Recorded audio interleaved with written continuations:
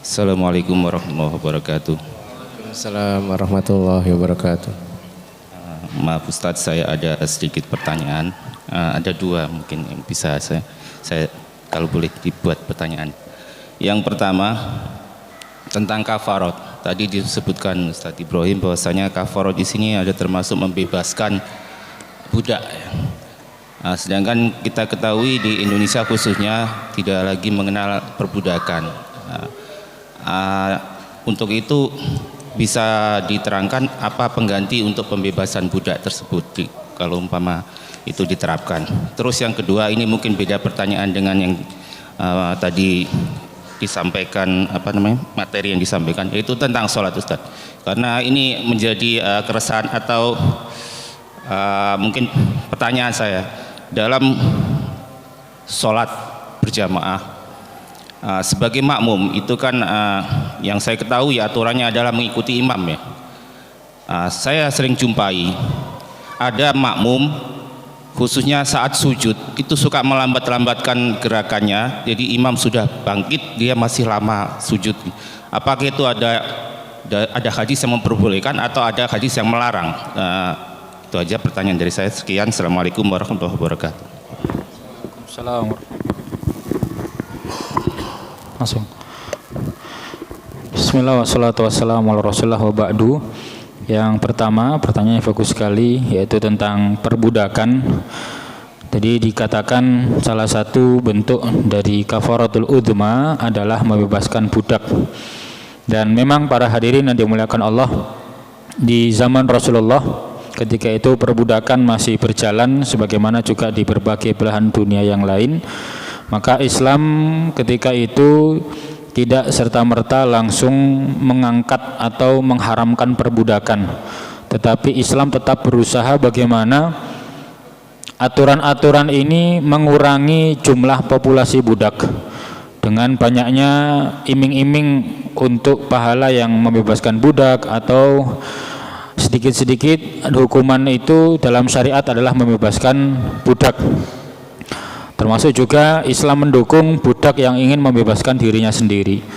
Kemudian jika tadi pertanyaannya bagaimana jika sekarang tidak ada perbudakan, para hadirin yang dimuliakan Allah, dalam pembahasan kafaratul udma tadi mungkin yang kami sampaikan mungkin terlewat, mohon maaf. Jadi kafaratul udma ini dikerjakan secara berurutan, dalam arti yang pertama harus dia kerjakan adalah membebaskan budak.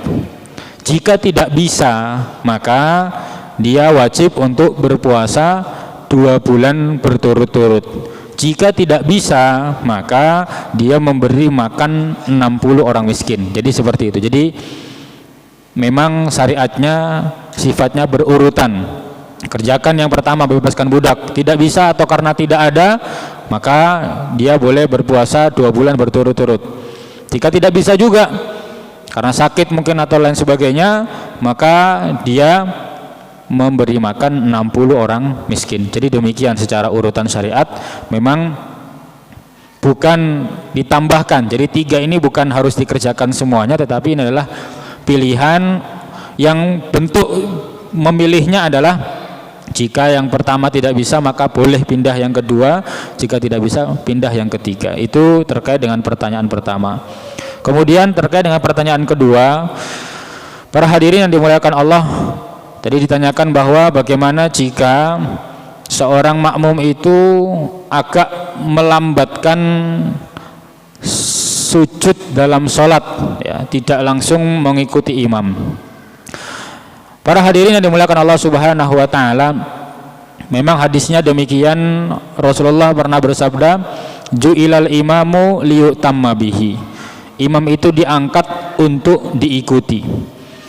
Kemudian dalam pembahasan fikih, setelah dikaji dari berbagai hadis yang ada, ternyata batas seorang makmum sampai dibilang dia ini tidak mengikuti imam atau terputus hubungannya dengan imam adalah ketika dia tertinggal 2 rukun fi'li berurutan. Jadi misal imam sudah duduk di antara dua sujud, dia masih menikmati bacaan sholat, masih panjangnya panjang, baru ruku, ini batal hubungannya dengan imam. Akan tetapi ketika imam ruku, dia masih agak berdiri bentar, ketika dia ruku, imam agak langsung kejar-kejaran, dalam arti gitu ya bahasanya singkatnya, maka ini secara syar'i belum sampai pada taraf membatalkan. Dan memang tidak ada perintahnya, tetapi para ulama dari hadis-hadis yang dikaji tidak mengkategorikan seperti ini sebagai pembatal hubungan jamaah antara imam dan makmum. Adapun mungkin ketika kita melihat saudara kita sesama kaum muslimin kok sujudnya agak panjang, mungkin bisa jadi dia sedang mengamalkan sebuah hadis Nabi yang berbunyi, aqrabu ma yakunul abdu min rabbih fahuwa sajidun faaksiru du'a. Waktu terdekat seorang hamba dengan Allah adalah ketika sujud. Waktu terdekat seorang hamba dengan Allah adalah ketika sujud, maka perbanyaklah doa.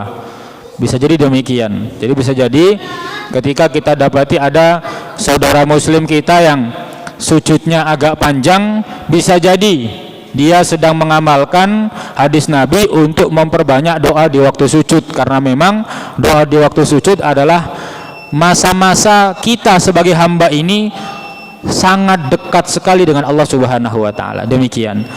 Adapun tadi secara fikih hal tersebut tidak sampai membatalkan, kecuali jika misalnya imam sudah sampai berdiri untuk rakaat selanjutnya, dia masih sujud untuk sujud yang pertama, wah ini guys batal yang ini.